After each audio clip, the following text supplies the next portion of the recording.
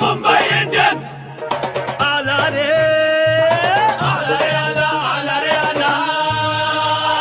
IPL 2025ஓட மிகப்பெரிய breaking news இப்போ எல்லா இடத்துலையும் தீயா இதுதான் வந்து பரவிட்டு இருக்கு. ஐபிஎல் 2025ஓட ரிட்டன்ஷன் ரூல்ஸ் எப்போ வரும்னு நம்ம எல்லாருமே வெயிட் பண்ணிட்டு இருந்தோம்.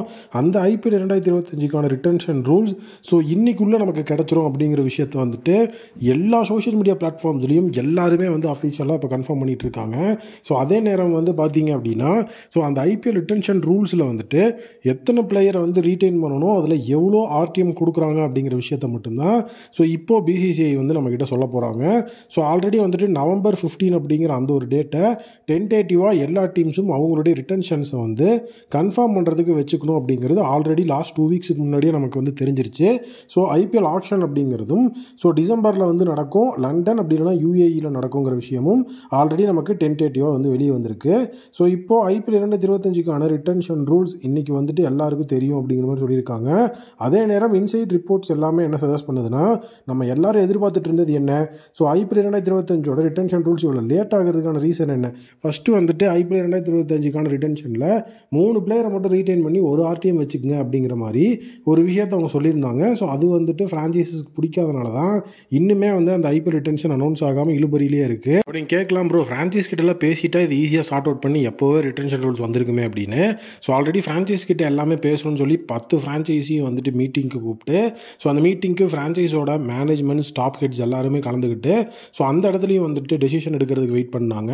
டெசிஷன் எடுக்கிற இடத்துல நிறைய டீமுக்குள்ளே வந்து சண்டை வந்துருச்சு. எஸ்ஆர்எச் டீம்லாம் வந்து பார்த்தீங்க அப்படின்னா எங்களுக்கு ஓவர்சீஸ் பிளேயர்ஸ் எல்லாம் நீங்கள் பேன் பண்ணுங்கிற லெவலுக்கு வந்துட்டு அங்கே போயிடுச்சு. அது மட்டும் இல்லாமல் அந்த இடத்துல வந்துட்டு எங்களுக்கு இவ்வளோ பிளேயர்ஸ் ரிட்டன்ஷன் வேணும், இவ்வளோ பிளேயர் ஆர்டிஎம் வேணும்னு நிறைய டீம்ஸ் வந்துட்டு நிறைய டிமாண்ட்ஸ் வைக்க ஆரம்பிச்சிட்டாங்க.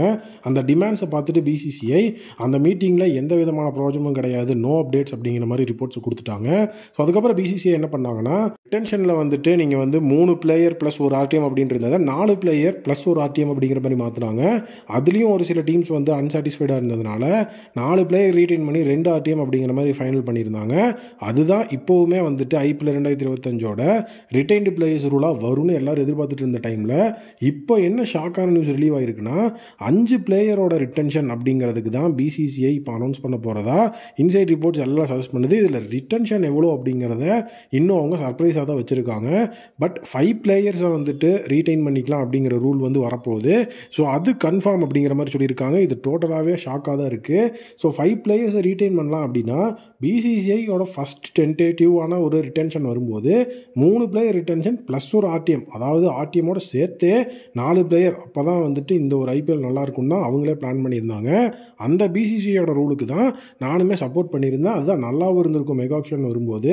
ஏன்னா இந்த ஐபிஎல் எடுத்து வச்சு பார்த்தீங்கன்னா மெகா ஆக்ஷனில் நிறைய பேர் மாறி சூப்பராக வந்து பெர்ஃபார்ம் பண்ணிருக்காங்க. புது டீம் நிறையா வரும்போது ஹர்திக் பாண்டியாலாம் மெகா ஆக்ஷன் மூலியமாக மாறினவர் தான், கேஎல் ராகுல் மெகா ஆக்ஷன் மூலியமாக மாறினவர் தான். இந்த மாதிரி நிறைய விஷயங்கள் போயிட்டுருக்கு. இப்போ 5 பிளேயரை ரீட்டைனே பண்ணிட்டா இந்த மாதிரி ஸ்டார் பிளேயர்ஸோட டிரான்ஸ்ஃபர்ஸ் கண்டிப்பாக நடக்கிறதுக்கு வாய்ப்பு இல்லை. மினிமம் ஒரு ஆர்டிஎம் அப்படிங்கிறதாவது கொடுப்பாங்க, மேக்ஸிமம் 2 ஆர்டிஎம்னா பழைய டீமில் அவங்களுடைய 6 பிளேயர்லேருந்து 7 பிளேயர் வரைக்கும் தங்குறதுக்கு வாய்ப்பு இருக்குது. அப்போ இந்த மெகா ஆக்ஷன் கண்டிப்பாக ஒரு சலிப்புத்தன்மை ஏற்படுத்துறதுக்கு நிறைய சான்சஸ் இருக்குது. ஏன்னா எல்லா டீமும் அவங்களுடைய பிரைமரி பிளேயர்ஸை உள்ளே தக்க வச்சுக்கும் போது கண்டிப்பாக பிரைமரி பிளேயர்ஸ் உள்ளே இருந்துட்டாங்கன்னா பெரிய பிளேயர்ஸ் வராமல் மெகா ஆக்ஷன் கொஞ்சம் போரிங்காக போகும். கண்டிப்பாக அது நடக்கும். ஏன்னா வந்துட்டு இப்போ ப்ரோ கபடி ஆக்ஷன்லேயே பார்த்தீங்கன்னா நிறைய ஸ்டார் பிளேயர்ஸ்லாம் வந்ததுக்கப்புறம் தான், வந்துட்டு 2 வருஷத்துக்கு முன்னாடி நடந்த ஆக்ஷன்லலாம் பவன் ஷராவத் ரெகுலராக வந்துட்டு இருக்கிறாரு. 2 ஆக்ஷன்லேயுமே அந்த மாதிரி வந்து ஸ்டார் பிளேயர்ஸை வந்து வெளியே விட்டு அந்த மாதிரி ஒரு விஷயம் பண்ணிகிட்டு இருக்கிறாங்க. அதனால தான் ஆக்ஷன் இன்ட்ரெஸ்ட்டாக இருக்குது. ஐபிஎல் அந்த மாதிரி பண்ணணும். பட் நம்ம வெயிட் பண்ணி பார்ப்போம் அஃபிஷியல் நியூஸ் என்ன வருதுன்னு. நீங்கள் என்ன நினைக்கிறீங்க அப்படிங்கிறத கமெண்ட் செக்ஷனில் சொல்லுங்கள்.